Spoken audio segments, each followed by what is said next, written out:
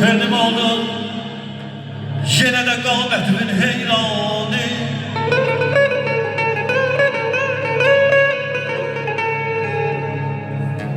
Kendim aldım, yine de qametimin heyranı.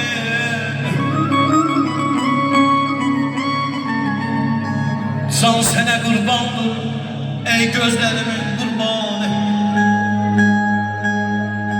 Əhsənə sən yenəyəsən, o güzel Halıqə ki. Əhsənə sən yenəyəsən, o güzel Halıqə ki. Bu güzel balanı yaradıb nuranı. Bir sözüm var ürəyimdə, yeri gəlmişdi deyəm.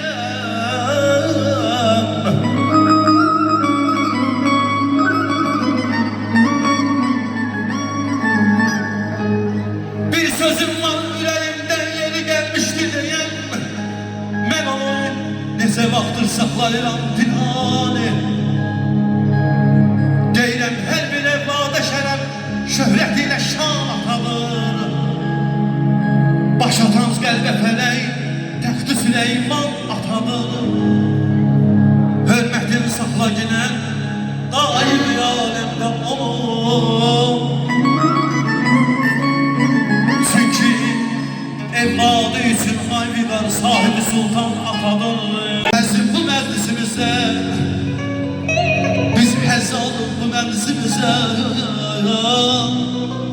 Günay günay olsun, belə hep birgə yığılaq toyunda bu məclisimizdə.